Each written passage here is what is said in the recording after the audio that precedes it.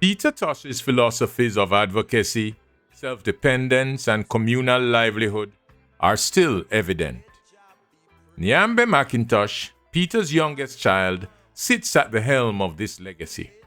Her ambition is to embolden even further the ideas her father stood for while honoring the musical heritage that has been impactful on a global scale. Yeah, I first started this journey to kind of take the helms of the legacy in 2009. And before then, it was pretty much dormant. There was really nothing or no one that was actively trying to promote the legacy. And I had to learn through the School of Hard Knocks. You know, I had hired a management team and then fired a management team. But when you're doing the right thing, when your heart's in the right place, you somehow just attract the right people. And that first person that kind of jumped on board was our manager, Brian Latour, who really just saw all of the other pieces or the people around and was like, okay, Nyambe, you have to make sure that the legacy comes first, no matter what, no matter who you're dealing with, no matter what the business opportunity is, the legacy must always come first. And that was the best lesson that I've learned. And he's been almost like a godfather to the legacy because that was his perspective. No matter what deal that we had on the table, some of the best deals were the deals we didn't sign, you know, and we kept saying that, nope, people have to understand that we come first. And, you know, I'm the youngest of 10. So managing the family aspect and then the business aspect to make sure that people are comfortable has been just a learning process. And it wasn't until 2017 where I ended up retiring from teaching to then say, you know what, I'm going to take this up. Well, I'm going to care for my brother, but then also through that, focus on just the legacy and family first. And that decision, although challenging, was really one of the best decisions I've made because I was able to, you know, build more relationships here. And I also developed the strength through that experience as the years kind of progressed to focus on, you know, every aspect of the legacy. So we had the Peter Tosh Museum, you know, we had the Peter Tosh Foundation. We then had merchandise. We had the Facebook that has grown to 2.5 million people. We've had, you know, social media teams and just really attracted a really solid core. And then my niece jumped on as well. She actually jumped on, and I didn't actually know my niece before. I knew she existed. Knew my brother, you know, had some children in Canada, but I didn't meet my niece until 2013. And she just jumped on board to support without really even being asked. And that's Akeda. Yeah. And she's been a blessing ever since. I think it's always good to be back. We pretty much grew up on the land, and this year is special because the last time we were all here as a family, even though it's not the entire family, but the last time we were all here as a family was 10 years ago, 2013. Yes. So to come back 2023 and to be here and to see the changes, it's bittersweet because we lost Granny 2013 right after we left in October. It's like she was waiting for us to come to say goodbye to everybody, but we came back and now we're back, and it's good to see the transition and the work that we're doing. Yeah. The mausoleum's being repainted, the show is back here this year, so it shows a nice transition over the 10 years that we've been here, and to have the family together from all over the world, Belgium, Boston, everywhere. So it's always good to be back for me. It brings back memories from childhood growing up. Right. Yeah. There's just something really special about this place. And for the entire family, we counted last night, 39 nieces and nephews.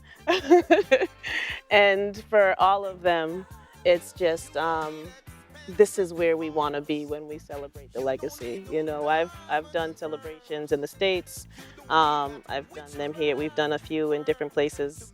It's never the same. It's never the same as coming back. This is coming back home. So This year was really a homecoming, and I've lost a couple of siblings, and it's still, like you said, it's that bittersweet where we wish everyone was here this year, but we know that their spirit is here, and I always feel my father's guidance through, everything that I do. There's just this, like, this is what needs to be done, and the truth is half the people in the community are family anyways. I think my grandmother, I'm probably gonna get this wrong, but my grandmother was like one of, I don't know, a gazillion.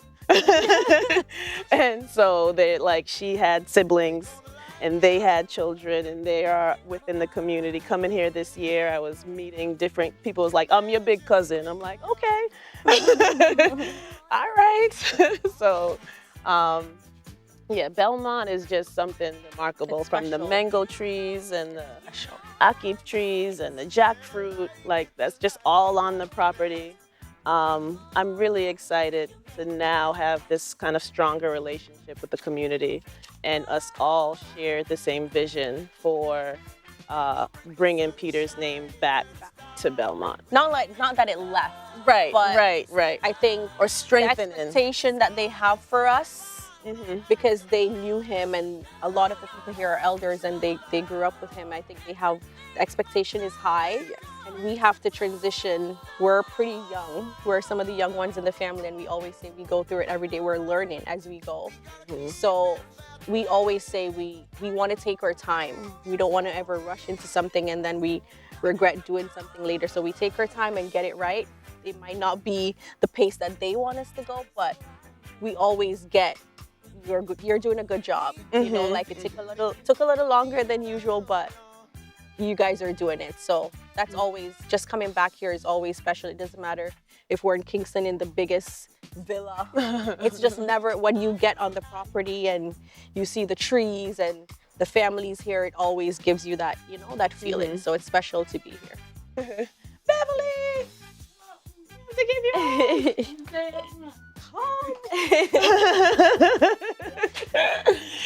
Oh, good. You're good. Yes. We just saw your son. He's like, Yeah.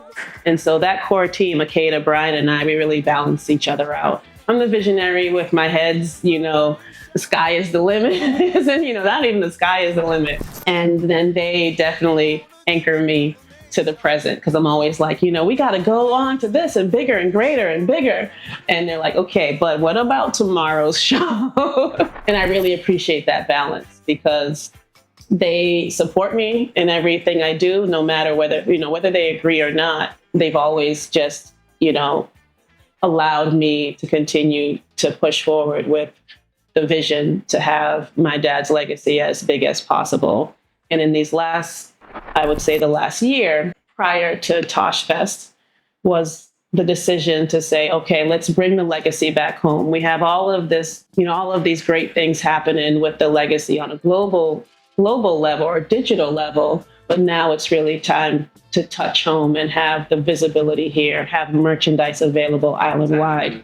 Exactly. And so that people feel like when they come to Jamaica, they can really have a piece of an experience. And that, out of that kind of decision, the birth of Peter Tosh Town was born, and really bringing awareness to his home in Bluefields, Jamaica, and having the mission out of the Peter Tosh Foundation to bring the world to the place that he called or considered like the Garden of Inspiration.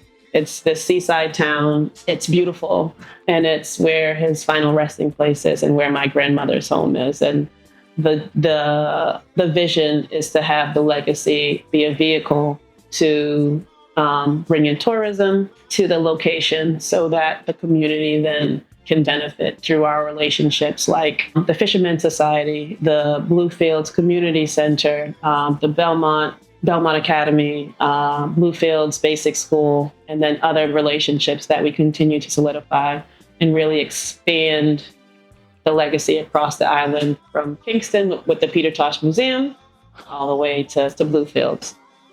The mission of the Peter Tosh Foundation is to realize the dream of a legend through education, partnership, and the empowerment of everyday people, and continuing Peter's legacy. These are but some of the things that Nyambe and her team have a hand in, truly doing the work to mold and effect change in the lives of the youth from Peter's homestead.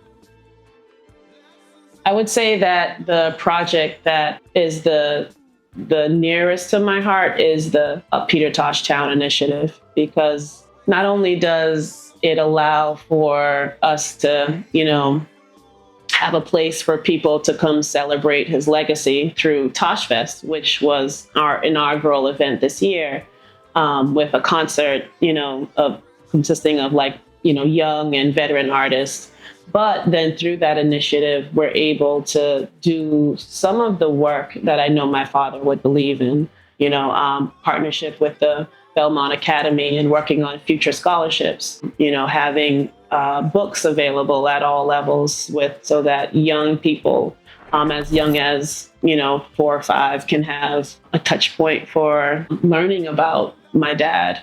And then a Peter Tosh Trail, because that community is a place that he walked through. The venue that we kept the show on this year was a friend of his, one of the biggest ganja farmers in the community. And my father used to be on that beach. He would reason with Nati at different points. Nyambe and her team have curated experiences centered around Peter Tosh to commemorate his legacy and bring awareness to a new generation. From dispensation of anecdotes at a symposium to the beauty and reverence at the gala night that felt spiritual in its energy, as Peter's family was present to bear witness to an unfolding of new moments in their history. In 5 years, I could say that interestingly enough, there never seems to be an end to the journey. It's just the journey. The ultimate goal is to expand the legacy globally. And so doing the work at home first, where, when you come to Jamaica, you see his name in the airport. You see his name on all main ports from Ochi to Montego Bay, Kingston. And there's, different touch points there, but then to expand globally. This year, we invited the president of Ghana to come to Tosh Fest, and he sent a representative on his behalf. And now my mission has always been to expand the legacy in the motherland. My dad has been a symbolic representation of, the anthem really to the freedom fight there, way back in the 60s when all of the different countries were fighting for their freedom. And his music was the anthem to the liberation movement. So there's so many people, I would say back home, that are so eager to have that kind of tangible experience with the legacy. And not all of them are able to come to Jamaica. So bringing the legacy to them is extremely important. And so that's really a main mission. And then also making sure that we have touch points of the legacy in various areas. So reaching the younger demographic, having animations available for young people to connect with. Reaching when I say young people, that's as young as primary school all the way up to even, college age people, and finding the means in which we tap into that demographic. Peter Tosh's impact extends globally, with his music being a call to action to change the narratives around freedom, justice, and equality. That impact is not lost on the reggae community, with modern acts carrying those messages in their own work. Peter's impact resounds in the space, even in the evolution of the music. His message continues to inspire the next generation. What I really love about him, Peter Tosh, as a creative being who has inspired my works going forward and trad, is his fire, his resilience, and the mark that he's left in terms of just what he stood for, revolutionary activist, he spoke his mind blatantly. Can I curse? You know, like him song was say, oh, Bumba Clot, like, you know, who says that? Peter Tosh. You know what I mean? If I make a song like that. But I just really love his boldness, just his message and everything that he stood for.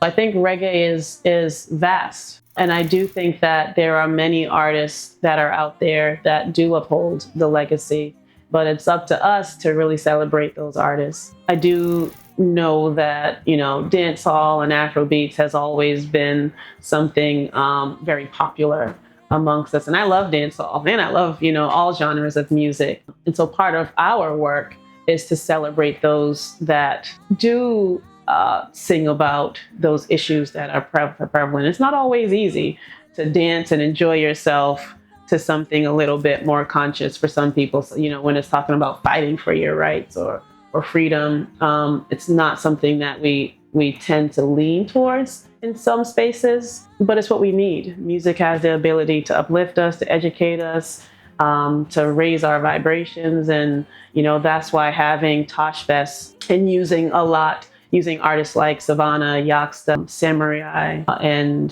Rasai, yes, was important, because that was that key to make the connection to that there are many artists out there, you know, singing music or performing music that does speak to that legacy, and that's why they were chosen. So the exposure of and elevating that as much as we can is what, you know, the purpose of the legacy is.